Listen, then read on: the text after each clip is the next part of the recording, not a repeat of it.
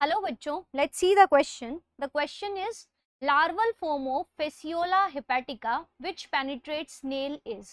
तो हमें बताना है कि जो फेसियोला हेपेटिका है इसका कौन सा लार्वा स्नेल के अंदर पेनिट्रेट करेगा. तो let's see the options. The first option is metacercaria, second option is miracidium, third is cysticercus and fourth option is cercaria. तो यहाँ से first we shall discuss about the key concept. So the key concept to solve this question is that हमें liver fluke और Fasciola के life cycle के बारे में पता होना चाहिए. तो we should be having a knowledge of life cycle of Fasciola hepatica. Now Fasciola hepatica, hepatic word is related to liver. तो ये जो वर्म है ये शीप के अंदर और गॉट्स के अंदर लिवर को इन्फेक्ट करता है. तो इसलिए हम इसे लिवर फ्लूक भी कहते हैं. और अगर हम इसके फाइलम की बात करें, इसके क्लासिफिकेशन की बात करें, so it belongs to phylum Platyhelminthes because it is a flat worm. इसकी बॉडी इज डोर्सोवेंट्रली फ्लैटेंड, तो इसको हम प्लेटीहेल्मिन्थेस के अंदर रखते हैं. नाउ अगर इसकी लाइफ हिस्ट्री की बात करें, so this requires two host. It is a digenetic parasite.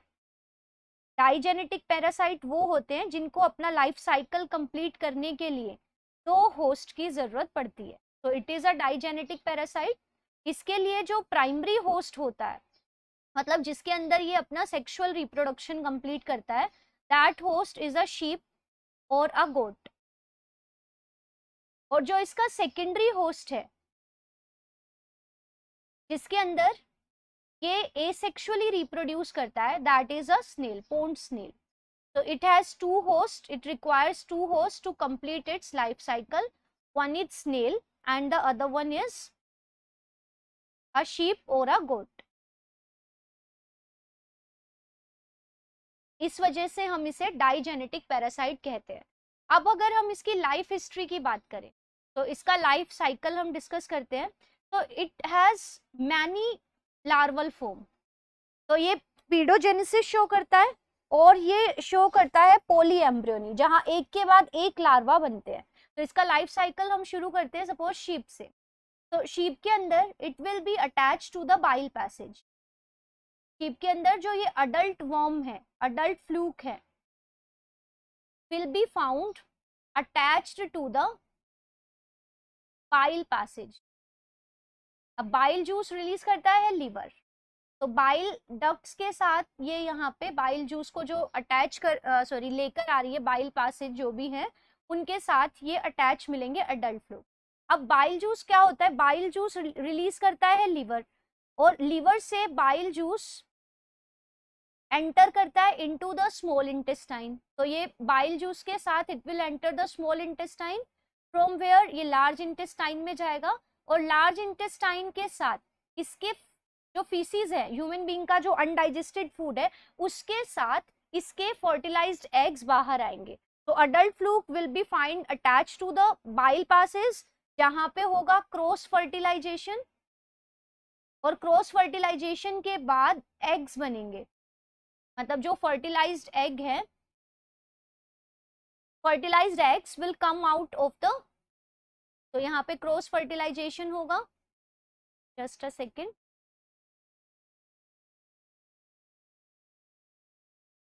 तो cross fertilization will be there and after cross fertilization जो भी एग्स हैं, फर्टिलाइज्ड एग्स, वो फीसिस के साथ बाहर आएंगे. तो ये हो गया पहला स्टेप. शीप के अंदर से ये बाहर आएगा. तो fertilised eggs will come out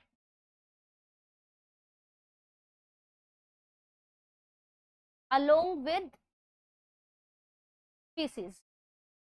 जो भी अनडाइजेस्टेड फूड है उसके साथ ये बाहर आएगा. अब एग की हैचिंग होगी. तो fertilised eggs will be hatched. तो हैचिंग से पहला लार्वा निकलेगा. तो जो पहला लार्वा यहाँ पे निकलेगा, that larva is known as the miracidium larva. तो the first larval form is known as Miracidium larva and it is a ciliated larva somewhat like this shape and it has cilia. So cilia की वजह से it is free swimming larva. So this larva is free swimming and it will swim in the water.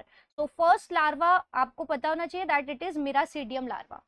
अब जो Miracidium है it will enter the snail within 24 hours. इसको अगर snail मिल जाता है तो ये enter कर जाएगा, otherwise it will degenerate. So ये snail के अंदर enter करेगा Miracidium.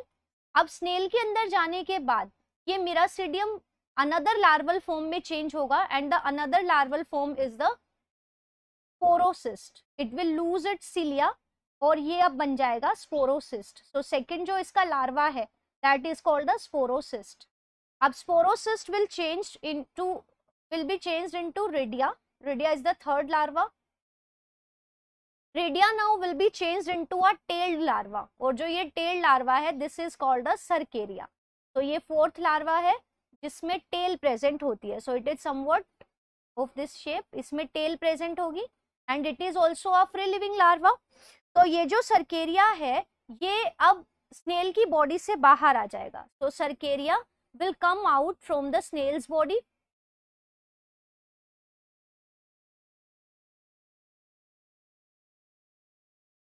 और ये पानी के अंदर स्विम करेगा. Now it will lose it, it will form a cyst around it. Now it will change into another larval form and the encysted cercaria is known as metacercaria. इस cercaria attach हो जाएगा to the vegetation. जो भी वहां पे plants उगे होंगे उनके साथ ही अटैच हो जाएगा और ये अपने अराउंड एक सिस्ट डेवलप कर लेगा. और जब ये सिस्ट बना लेता है तो हम इसे अनदर लार्वल फॉर्म बोलेंगे विच इज द मेटासर्केरिया. अब जब ये शीप उस वेजिटेशन को खाएंगी तो now this metacercaria again will enter into the sheep. तो ये लाइफ साइकिल है. सो फ्रॉम दिस डिस्कशन यहाँ से क्लियर हो जाता है कि जो लार्वा फर्स्ट जो लार्वा है जो स्नेल के अंदर एंटर करेगा दैट इज मिरासिडियम लार्वा. ठीक है. और जो शीप्स के अंदर एंटर करेगा वो है मेटासर्केरिया. अब हमसे क्वेश्चन में पूछा गया था कि वो लार्वा कौन सा है जो स्नेल को पेनिट्रेट करता है. तो स्नेल को पेनिट्रेट करने के लिए पहला जो लार्वा है miracidium that is responsible. So from this discussion it is very clear कि larval form that penetrates the snail is none other than the Miracidium. So here in the spelling Miracidium it is I. So Miracidium is the larva. So the right answer of this question is option 2. While other forms like Metacercaria, it is the form which enter the sheep. Cercaria is the tail larva जो कि snail की body के अंदर ही बनता है and it comes out from the snail body. और Cysticercus is the not the larval stage in case of Phaseola. So ये तीन हो जाते हैं discard. So the right answer is option 2. I hope you understood it well. Best of luck. Thank you.